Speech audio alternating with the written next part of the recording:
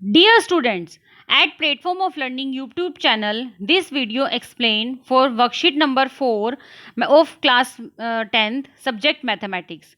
If you have not subscribed this channel so far, please subscribe it. Let us start discussing worksheet number 4. Triangles. कॉन्ग्रेंसी in triangle.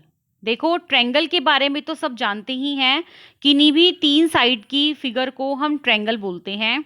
तो अब हमें पढ़ना है कि triangles congruent कब होती हैं, उनमें कॉन्ग्रेंसी रूल क्या है। तो पहला कॉन्ग्रेंसी रूल क्या है हमारा, SAS कॉन्ग्रेंसी rule, side angle side, two corresponding side and angle between these two sides of two angles are equal। यदि किसी भी दो ट्रायंगल्स में corresponding side और एंगल, उन साइड्स मतलब दो साइड इक्वल होनी चाहिए और एक एंगल इक्वल होना चाहिए, तब हम कह सकते हैं कि वो ट्रायंगल्स कॉन्ग्रेंट है। नेक्स्ट है SSS congruency rule, all three corresponding sides of two triangles are equal। किन्हीं भी दो ट्रायंगल में तीनों थ्री कॉरेस्पॉन्डिंग साइड्स इक्वल होनी चाहिए, then we can say that SSS congruency rule is applicable here. Now ASA congruency rule, angle side angle, two corresponding angles and side between these two angles of two triangles are equal। बेटा corresponding का मतलब है यहाँ पर, जैसे अगर मान लो हमारे पास दो ट्रायंगल्स हैं AEF और ABC, यदि एक की हमने AE साइड ली है तो दूसरे की हमें AB साइड इक्वल देखनी पड़ेगी। अगर पहले ट्रायंगल से हमने AF साइड उठाई है तो दूसरे ट्रायंगल से हमें AC साइड देखनी पड़ेगी, और अगर पहले ट्रायंगल से हमने EF साइड को उठाया है तो दूसरे ट्रायंगल की हमें BC साइड देखनी पड़ेगी। तो ये कहलाती है कॉरेस्पॉन्डिंग साइड। सेम एंगल है, पहले ट्रायंगल का यदि हमने एंगल ए लिया है तो दूसरे का भी हमें एंगल ए लेना पड़ेगा। पहले से यदि हमने एंगल ई लिया है तो दूसरे से बी लेना पड़ेगा। पहले से यदि एफ पे काम किया है तो तीसरे पर हमें सी पर काम करना पड़ेगा। तो इसे हम कहते हैं, if two angles and one corresponding side is equal, then we can say that triangles are congruent by ASA rule. Now next is RHS congruency rule, hypotenuse and any one corresponding side of two right angle triangle are equal। इसमें right angle triangle होती है तो एक angle right angle दोनों का equal हो जाता है। उसके बाद hypotenuse और कोई भी एक corresponding side इक्वल होनी चाहिए। then we can say that triangles are congruent by RHS congruency rule। right hypotenuse side congruency rule is called RHS rule।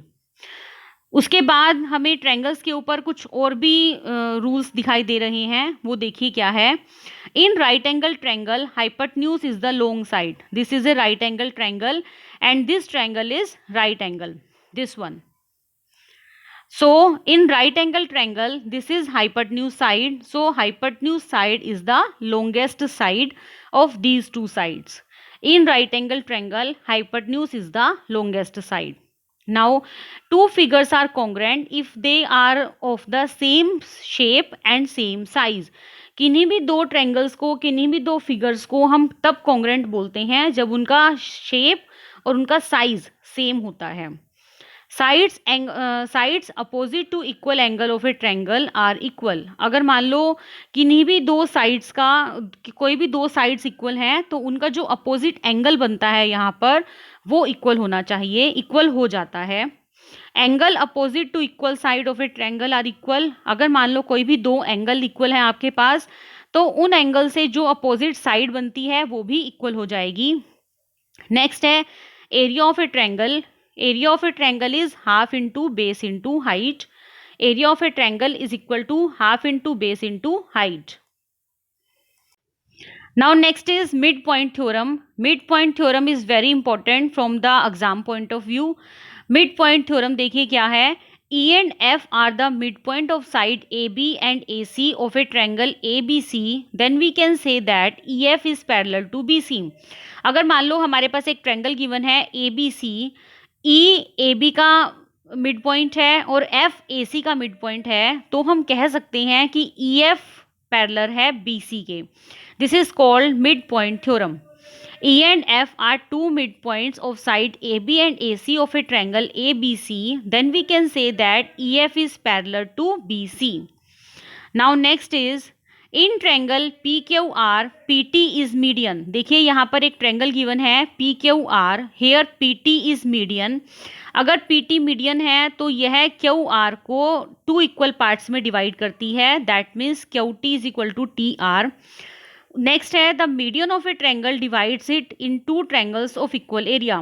PT is median so it divide triangles in two equal area. इससे जो दो triangles divide हुए हैं उन दोनों triangles का area equal हो जाएगा.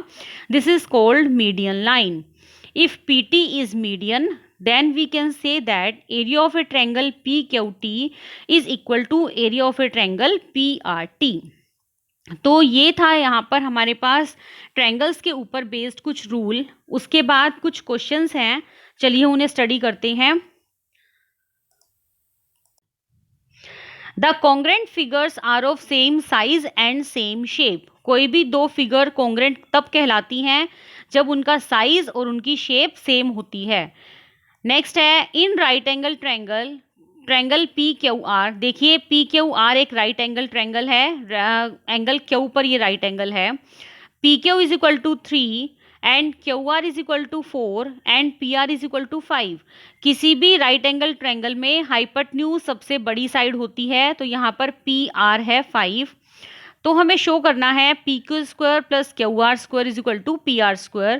पहले हमने लेफ्ट हैंड साइड उठाई, PQ square plus QR square. We put the value of PQ and QR. PQ is 3, so it's 3 square. QR is 4, so it's 4 square. Then we solve 9 plus 16 is equal to 25. Now right hand side is equal to PR square. PR is 5, so 5 square is equal to 25. Then left hand side is equal to right hand side. So we can say that PQ square plus QR square is equal to PR square. Next third question, in the given figure is the mid point of X Y. देखिए यहाँ पर आपको एक figure given है, इसमें ई जो है x Y का मिड पॉइंट है, EF पैरेलल है वाई जेड के. तो हम और एक्स जेड हमें गिवन है 7, तो हमें फाइंड आउट करना है XF. देखिए ऊपर अभी हमने मीडियन वाली लाइन पढ़ी थी, मीडियन वाली थ्योरम पढ़ी थी, उसमें क्या था, E is the midpoint of side XY and EF is parallel to YZ. Then according to midpoint theorem, F will be the midpoint of side XZ as XZ is equal to 7. So XF is half of XZ. That means 3.5. Next question number 4. Define median. Median की definition लिखनी है यहाँ पर आपको. Median of a triangle divides it into two triangles of equal area. किसी भी triangle में यदि मीडियन ड्रॉ किया जाए तो वह उस ट्रायंगल को दो इक्वल एरिया वाले ट्रायंगल में डिवाइड करता है. This is called median. तो बच्चों ये था वर्कशीट का पूरा solution. This was all about this worksheet. Still, if you have any doubt or any query, you may ask it through commenting this video. I will surely reply as earlier as possible. Thanks for watching. Have a nice day.